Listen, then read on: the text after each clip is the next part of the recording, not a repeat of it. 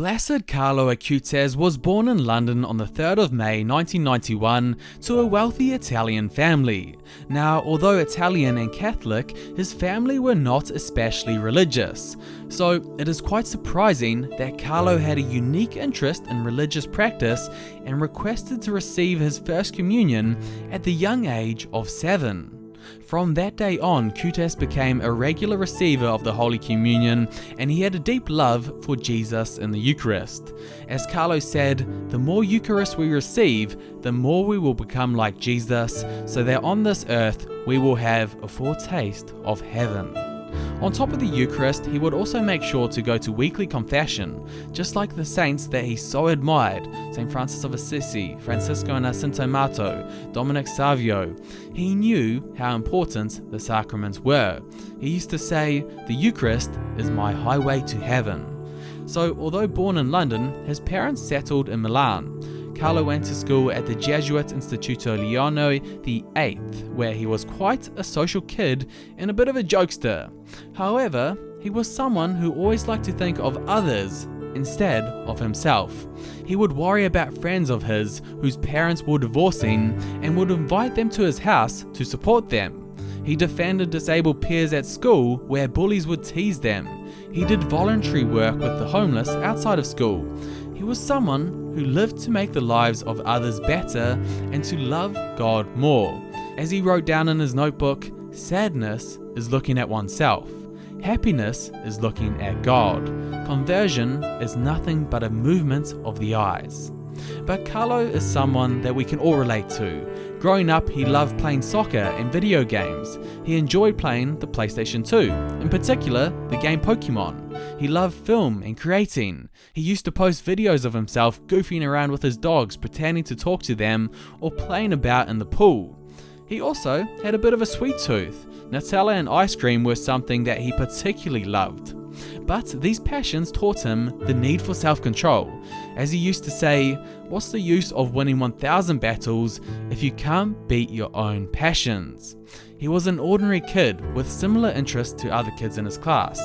The one difference was that his greatest love was for our Lord Jesus Christ, and this showed with the way he lived his life. As he says, his life plan was to always be close to Jesus. He was someone who wanted to be the best version of himself.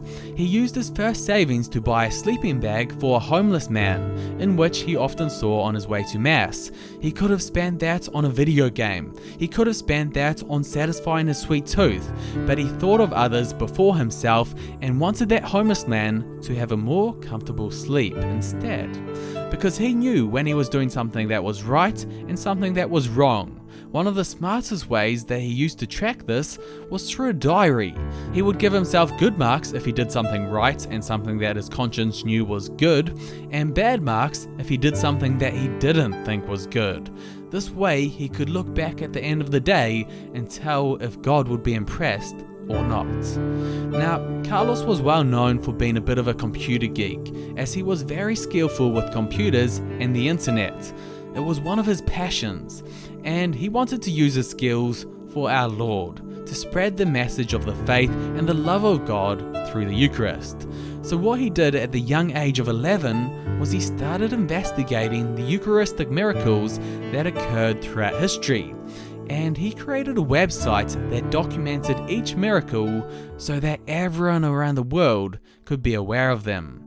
This website includes a map where you can go to each continent and see the Eucharistic miracles that have occurred across the globe. This information has made the rounds of more than 10,000 parishes across the world. And it was just before his death where Carlos completed this website of his.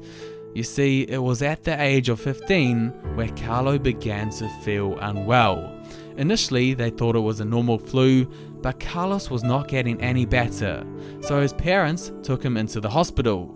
Shortly after, he was diagnosed with one of the worst types of leukemia and had to go through a tremendous amount of suffering.